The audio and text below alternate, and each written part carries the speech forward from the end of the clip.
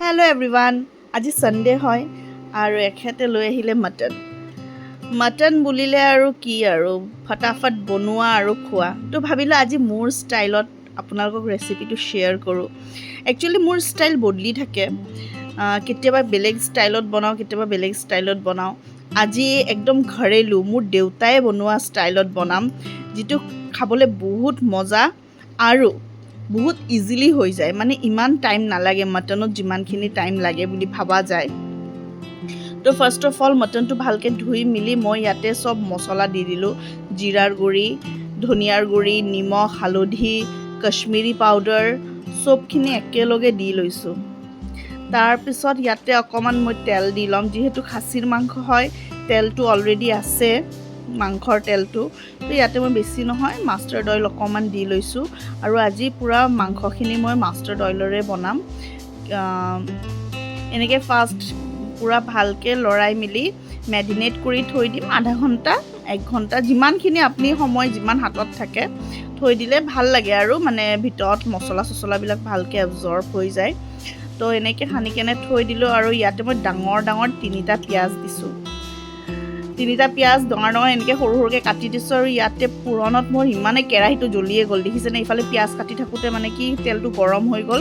ইয়াতে অকণমান পিঁয়াজ দিছোঁ, পুৰণত গৰম মছলা দিছোঁ, তাৰপিছত তেজপাত দিছোঁ, অলপ জিৰা দিছোঁ। তাৰপিছত তেনেকৈ পিঁয়াজখিনি ভালকৈ ভজা হোৱাৰ পিছত মটনখিনি পূৰা ঢালি দিলোঁ ইয়াতে।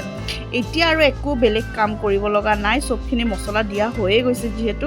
এতিয়া লৰাই থাকিম আৰু এতিয়া অকণমান আদা নহৰু আৰু জলকীয়াৰ পেষ্টটো মই এতিয়া নিদিওঁ, অকণমান দেৰিকৈ দিম।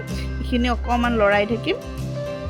আগতে আমাৰ দেউতাই এইটো ষ্টাইলত বিৰাট মটন বনাইছিলে, মানে মটন আনিলে দেউতাই বনাইছিলে আৰু খাবলৈ সঁচাকৈ ইমানেই ভাল লাগিছিলে।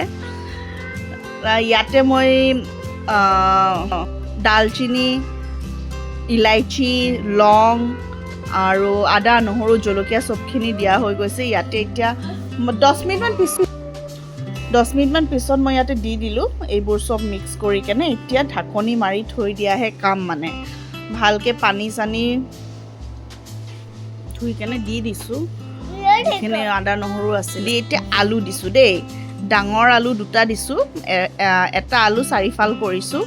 তো আলু দি দিছোঁ আৰু মটনত মই আলু বিৰাট বেছি ভাল পাওঁ। উইদাউট আলু কিবা মটনটো আধৰুৱা হৈ থকাৰ নিচিনা লাগে মোৰ। তো সেইকাৰণে আলুও দি লৈছোঁ। এতিয়া আৰু বনোৱাহে কাম আৰু এতিয়া মটনৰ কাম হৈ থাকিব। ষ্টিম মিডিয়ামত থৈ দিম আৰু ঢাকনি মাৰি কেনে এনেকৈ লৰাই থাকিম, মাজে মধ্যে চাই থাকিম। এই আপোনাৰ লগভগ মানে হৈছে আৰু এইটো মাংসখিনি সিজা নাই, মাংসখিনি 60% মানহে সিজিছে। এতিয়া মই ভালকৈ মছলাখিনি ভাজি লৈছোঁ, যিমান পাৰে ইমান মানে মছলাখিনি ভাজিব লাগিব। আৰু ইয়াতে আলুবিলাক উঠাই থৈছোঁ। আলুবিলাক থাকিলে কি হয়, ভাঙি গ'লে বস্তুৰ এই যোনটো তেল ওলাই আছে সেই তেলটো ওলাবলৈ দিগদাৰ হৈ যায়।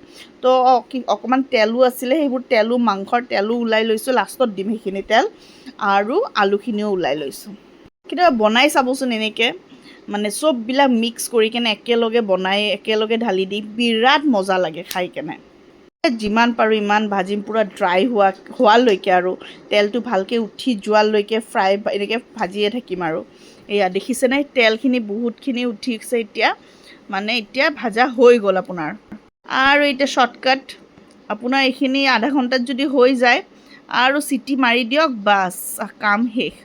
4টা চিটি মাৰিব লাগিব কমচে কম, 3টা 4টা, যিমানখিনি মটনটো যিমান হিচাপত সিঁচিব। আৰু ইয়াতে চিটি মাৰা হৈ গ'ল আৰু মোৰ মটনো হৈ গ'ল। বাপৰে বাপ, কি ক'ম আৰু, সঁচাকৈ কৈছোঁ খাবলৈ ইমান ভাল লাগিছিলে নহয়। মই গৰম মছলা দি দিলোঁ, হৈ গ'ল যিহেতু গৰম মছলা দি দিলোঁ। গৰম মছলা দি কেনে গৰম ভাত, মটন, আৰুনো কি লাগে। আজি একো বনোৱা নাছিলোঁ। ঘৰৰ চাউলটো খাই মই বিৰাট ভাল পাওঁ মাংসৰ লগত, যিহেতু ঘৰৰ চাউলটো অলপমান আঠা হৈ থাকেতো। গাঁৱৰ চাউল মই লৈ আহিছোঁ ইয়াতে অলপ। তো সেই তেনেকৈ গাঁৱৰ চাউলৰ সৈতে একদম জুতি লগাই খাই মানে সেইটো মজাটো বেলেগে হয়। ৰেচিপিটো কেনেকুৱা কেনেকুৱা পালে আপোনালোকে ভালকৈ ক'ব, কমেণ্টত মোক জনাব কিন্তু দেই, অকল চালে নহ'ব, কমেণ্ট কৰি জনাব আকৌ আপোনালোকে ভাল পালে নে কেনেকুৱা পালে, আৰু ঘৰত বনাব চিয়'ৰ। এইটো একদম চিম্পল ৰেচিপি হয়, একো মানে নাজানা মানুহো ধুনীয়াকৈ বনাব পাৰিব। ইয়াতে একো আগে পিছে একো কৰিব নালাগে, জাষ্ট চব একেলগে মিক্স আপ কৰক আৰু বনাই যাওক, লাৰি যাওক, বাছ নিজে নিজে মটন হৈ ৰেডি হৈ যাব। তো আজিলৈ ৰাখিছোঁ।